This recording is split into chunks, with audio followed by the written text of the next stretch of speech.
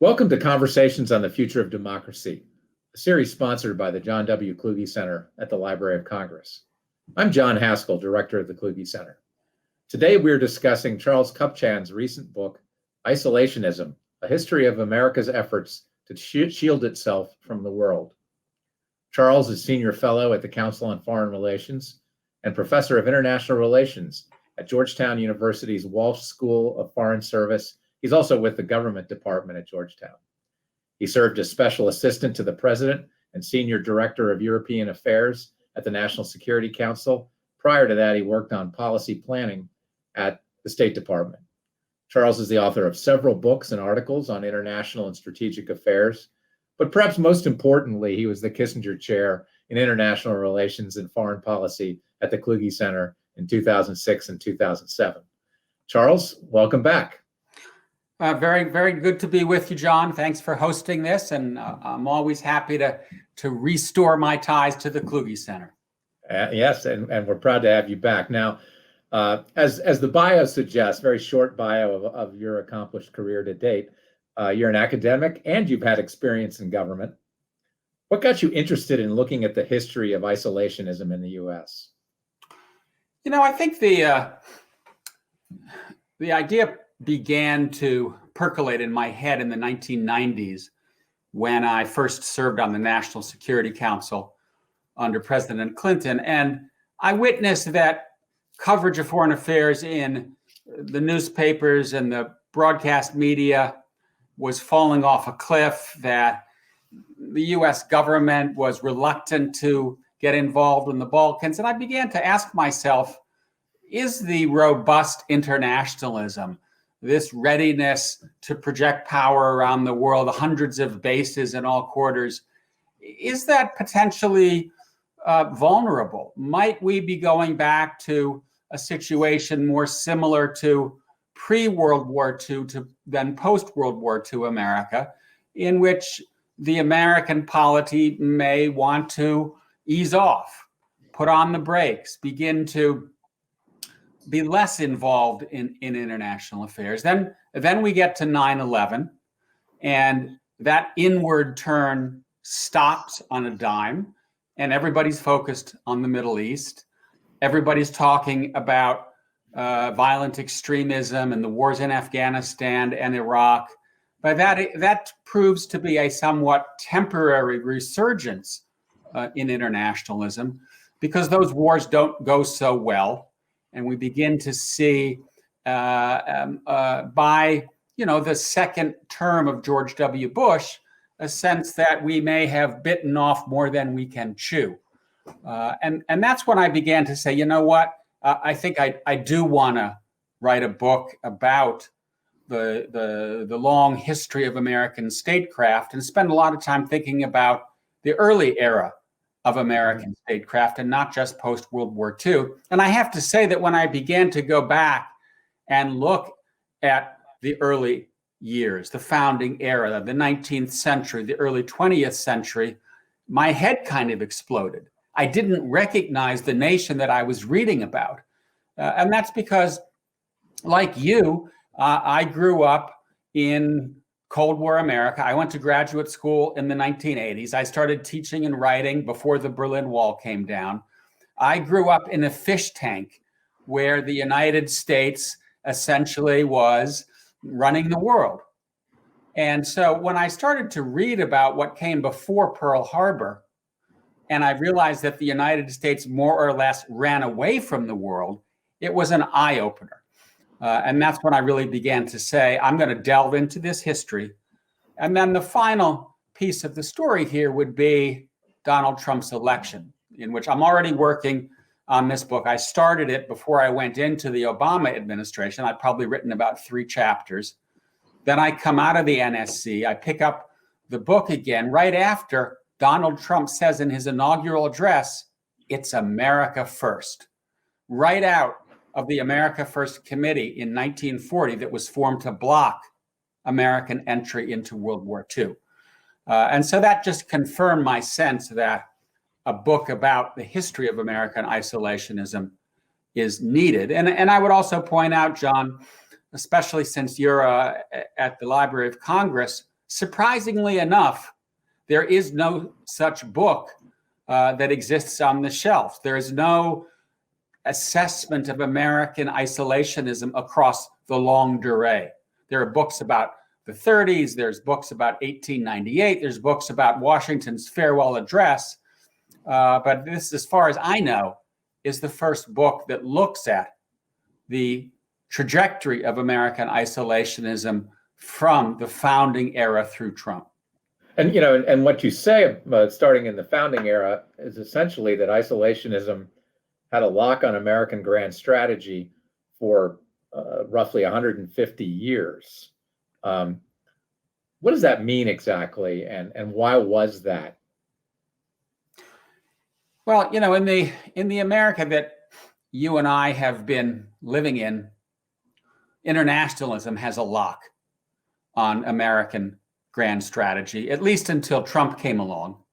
And anybody who was an isolationist, Patrick Buchanan, Ron Paul, a few other voices, they were treated as if they were wackos.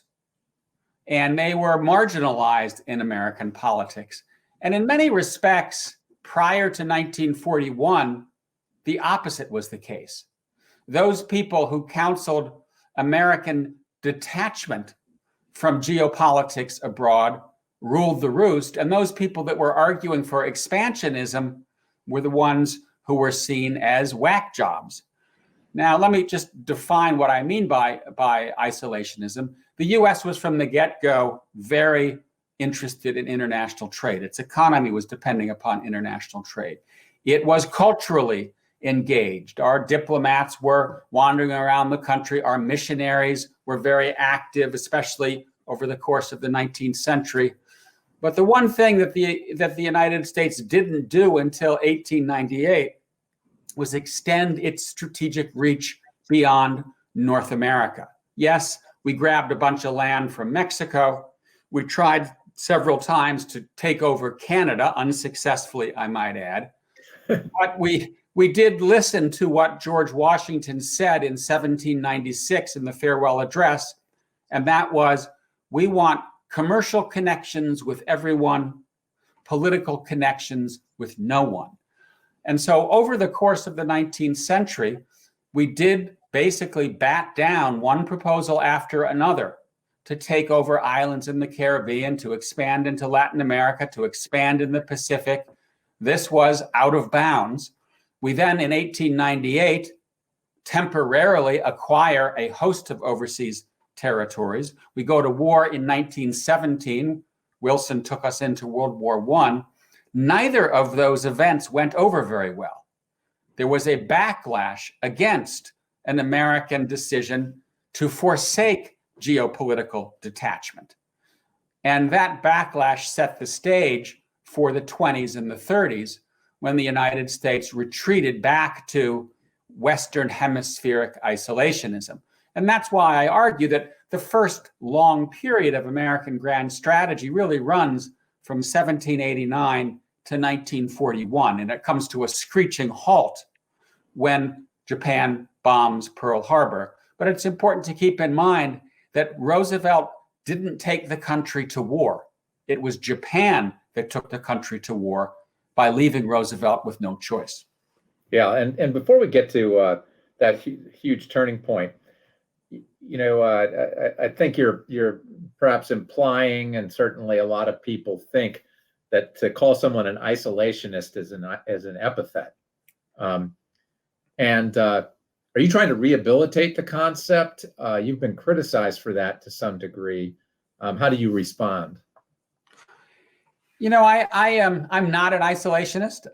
I don't believe that the United States should come home and pull its troops out of its major foreign commitments, although I do think we need to downsize the military footprint in the Middle East, where a series of wars in Afghanistan, Iraq, Syria, Libya have not gone particularly well. But I would stay firmly put in the major strategic theaters of Europe and the Asia Pacific. But I do think that it's important to rehabilitate isolationism to restore a measured debate in the United States. I think we need a searching debate about American foreign policy moving forward, because I do believe that our foreign commitments, the nature of our foreign and ambition, is now out of kilter with our political will, with our means and purposes. And I think Donald Trump recognized that.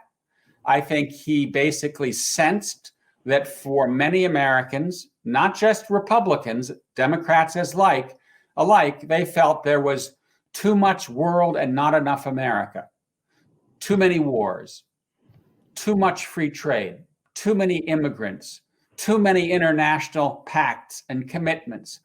And Trump said, okay, I'm going to fix that problem. I'm going to pull back. In my personal assessment, he went way too far.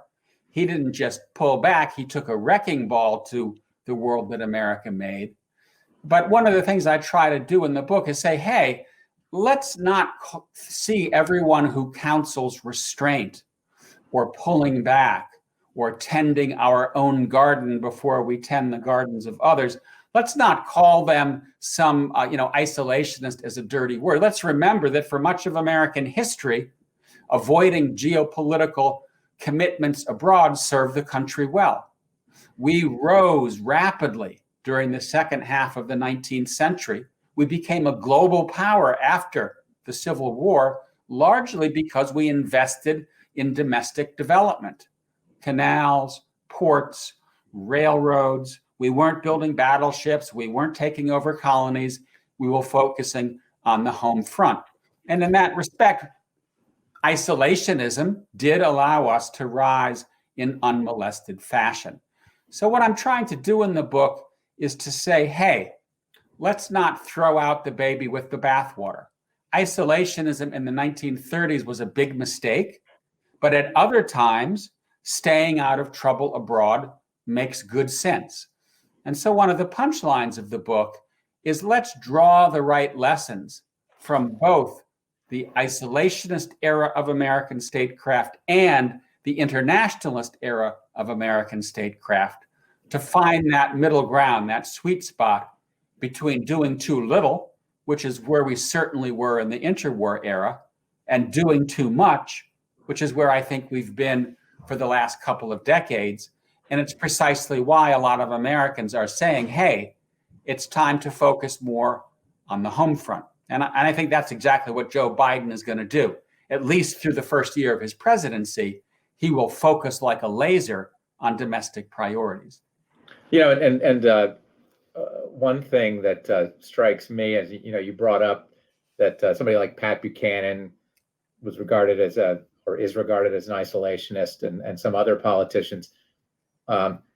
Some would regard it as somewhat ironic that the slogan that George McGovern used when he ran for president in '72, which was "Come Home, America," was borrowed in part by Buchanan. McGovern being on the what was then the far left, and Buchanan being considered on the far right, and they used essentially the same slogan. Now there were differences, perhaps, in nuance, but it's not like isolationism or a tendency to retrench is necessarily a province of the right, right? Isn't that correct? Yes, for sure. And I think it's important to distinguish between the debate that we had in the 70s and the debate about isolation or retrenchment that we had prior to the Cold War. Because there was a kind of swing back in the isolationist direction in the early Cold War. Senator Taft and a few others really began to put the brakes on as the Cold War heated up, as we entered the Korean War, as Truman decided to deploy a large number of American troops in Europe. There was a senator named Bricker who tried to pass a constitutional amendment that would have tied the hands of the administration, of the executive branch in conducting foreign policy. And they got traction in the early 1950s, but they were basically silenced by 1953, 1954. That's, I think, effectively when one can say that the hardcore traditional isolationists were effectively marginalized in American politics. The next time you see the return of a serious call for easing off on foreign engagement is after the Vietnam War.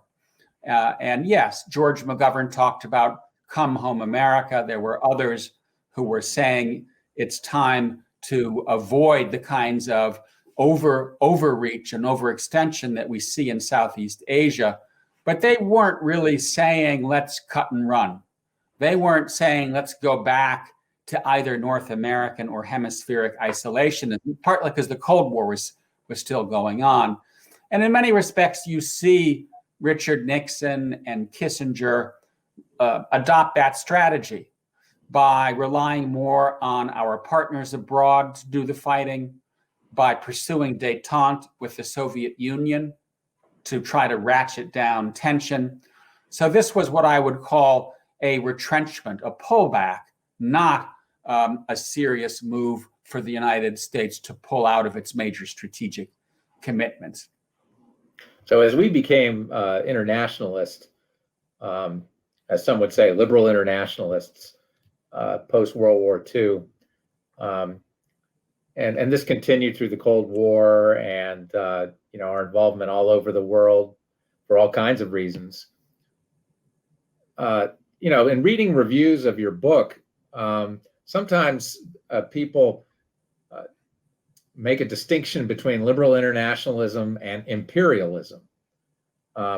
Where is the line between those two? Is that a reasonable way to think about these things? Well, imperialism, to me, means formal rule over the territories of other peoples. And imperialism was in vogue until World War II. And the United States, really from the get-go, going back to the founding era, committed itself to an anti-imperial strategy. After all, we began life as a colony. We were part of the British Empire. We fought a war in the 1770s to break away from Great Britain. And thanks to the French, we succeeded in doing so. And over the course of the 19th century and into the 20th century, we did try to defeat imperialism by pushing the British and the French and the Russians and the Spanish out of the Western Hemisphere, and we largely succeeded in doing so. We did then flirt with becoming an empire ourselves in 1898. We kicked the Spanish out of Cuba, and we went on to effectively establish military occupation of Cuba and Puerto Rico, the Philippines, Hawaii, Guam, and Samoa and the Wake Islands, and it didn't go well. There was a big anti-imperial movement. The United States doesn't have imperialism in its DNA. So I reject the idea that the United States has been imperial. I guess we could have an argument here about Western expansion. The U.S. did expand westward in an ambitious and ruthless way, and it pushed Native Americans onto reservations, in some cases eradicated them. So that to me is a separate conversation.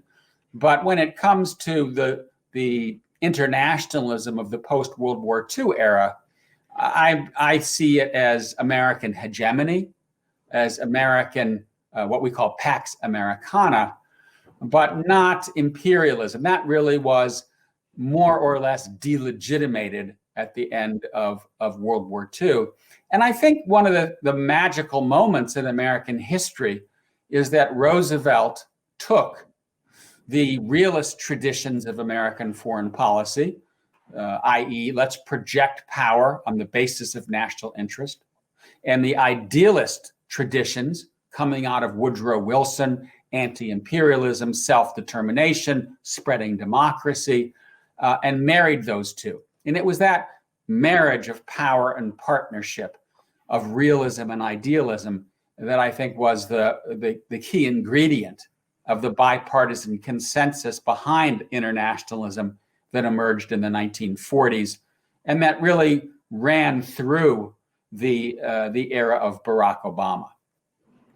So earlier you talked about one of the inspirations for your book was that we see that there's been a public reaction against overreach, and in fact you agree that that we may have overreached internationally. In the book you talk about and I want to get you to develop that thought, because in the book you advocate a judicious retrenchment from the level of liberal internationalism that we've been engaged in. Why don't you develop that a little bit? Sure.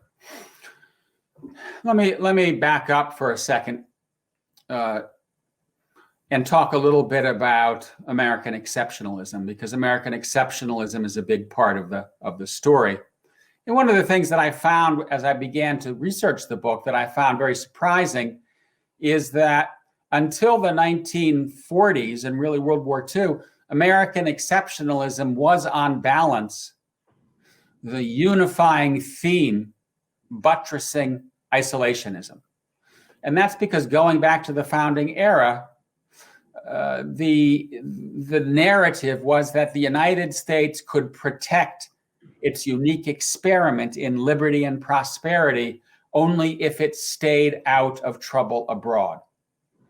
It didn't want to repeat the mistakes of Europeans and become an empire. It didn't want to rule over others. The founders feared that if we built a large army and navy, it would come at the expense of American liberty. It would threaten tyranny. They believed that high levels of taxation would come at the expense of American prosperity. Another element of exceptionalism was a racial element.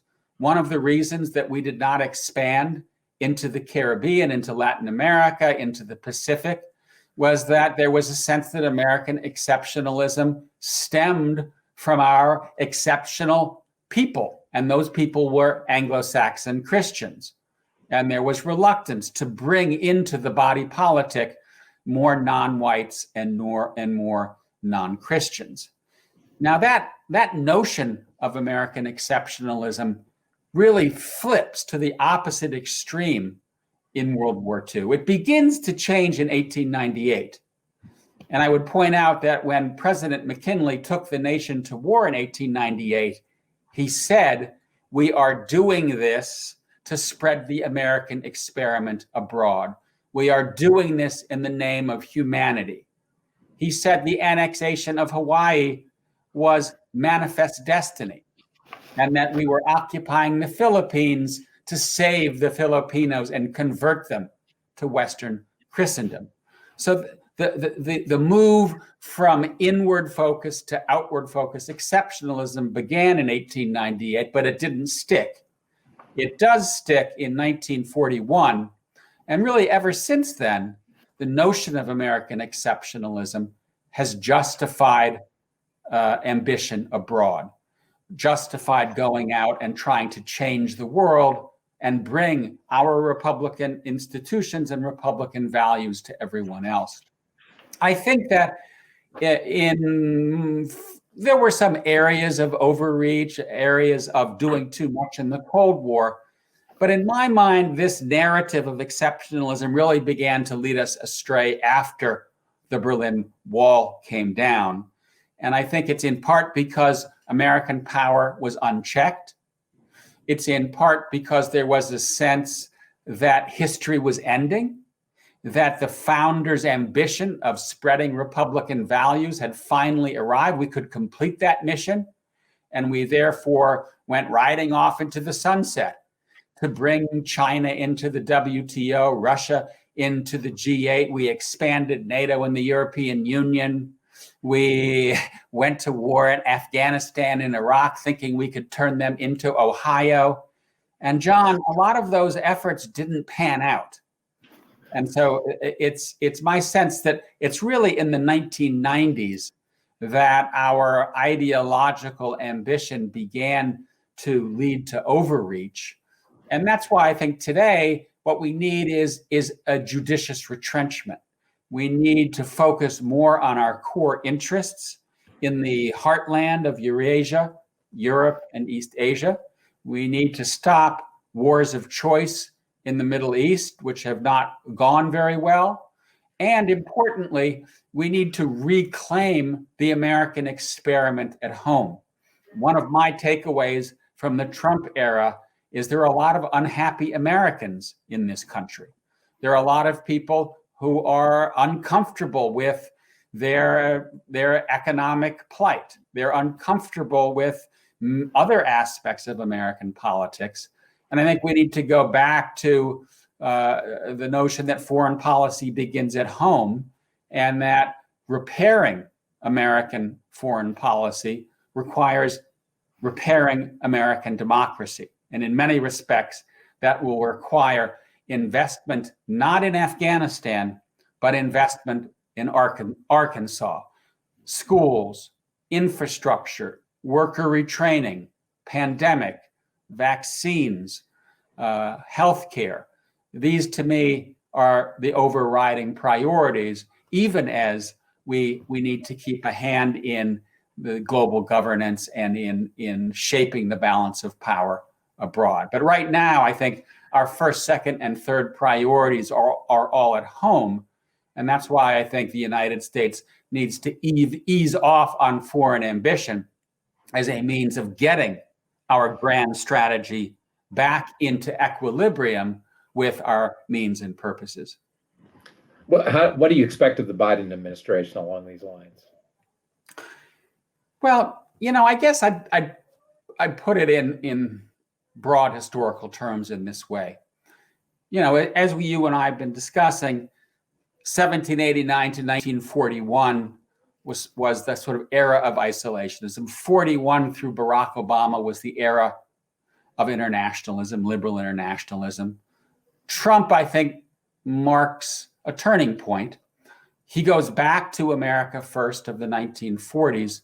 But as I mentioned earlier, he vastly overcorrects. And yes, the isolationism, the unilateralism, the protectionism, the racism that he exhibited, they were all part of America's earlier statecraft. He was not so much a bolt from the blue as he was a return to earlier traditions, but I think he went way, way, way too far. And so I expect the Biden administration, number one, to restore the United States as a team player, which is critical because many of our challenges today are global in nature. Climate change, global health and the pandemic, cybersecurity, nuclear proliferation. We can't solve those problems by going it alone, by withdrawing from the Paris Climate Agreement, by withdrawing from the WHO. And Joe Biden has already reversed course on those important issues. And he stated he will again go back to being a reliable ally and a team player. Another key, and we talked about this just a minute ago, restoring faith in American democracy and restoring the United States as an exemplar. As Biden likes to say, we'll lead not just by the example of our power, but by the power of our example. And, for me, it has been more than distressing and upsetting to be living in the United States for the last 4 years at a time when the president did not really abide by the traditions of Republican government, of the rule of law, of treating issues on the basis of fact. So I think we're going to go back to that tradition that really began in the earliest days of the Republic. I do see some areas where there will be more continuity than change. One, I believe that Biden will continue the pullback from the Middle East, in part because Republicans and Democrats alike agree that it's time to end the forever wars and downsize the footprint. Let's do more diplomacy, but less fighting of land wars.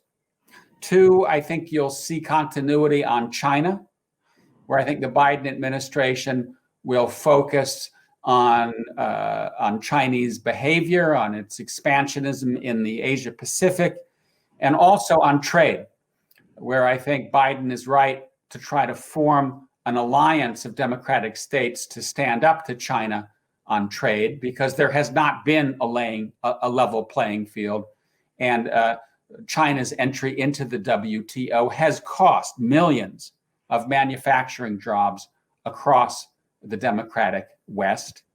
And then finally, I think there will be a continued focus on making American foreign policy work better for average Americans.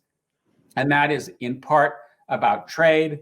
It is also part about lightening the load and getting allies to do more. And so in that respect, I think what Biden is doing is not turning his back on the Trump era, but learning lessons from the Trump era and recognizing that the country does have important domestic challenges ahead, to focus on resolving those domestic challenges, because our foreign policy depends upon our domestic strength, depends upon a bipartisan willingness to engage in foreign affairs. And so I think he's right to say, let's start refurbishing our foreign policy by building from the inside out. So the last thing I wanted to ask you is to give an elevator pitch on why our viewers need to read your book to understand the current state of American foreign policy. What's your short version? The short version is that I think Americans need to know more about American history from 1789 to the present, and not just from 1941 to the present. When I look at the debates that we are having today about foreign engagement, about the Middle East, about trade, about the relationship between immigration and national identity, I see so many parallels to the big debates that the country has had from the get-go. And so in addition to reading my own book, if I were to encourage readers to try to get smarter on where we are as a nation today, I would say, go read the Federalist Papers, read Washington's farewell address, read the big debates that we had in 1919 and 1920 about whether to enter the League of Nations. They're enormously, enormously instructive about the current predicament of the United States. And what I've tried to do in Isolationism is to pull together those historical stories and link them to the present day, because I do think it's important to have a volume that is accessible, that is there for Americans and also others to read. And I think it's important not just for Americans, given the outsized role that Americans play in the world. I think we all need to know more about American history and how the nation's past is likely to inform its future. Well, that's all the time we have today, Charles. Thank you for joining us. It was great to have you back with us at the library. John, thank you very much for hosting me, and I appreciate your interest very much in the book. We'll see you soon. Thanks.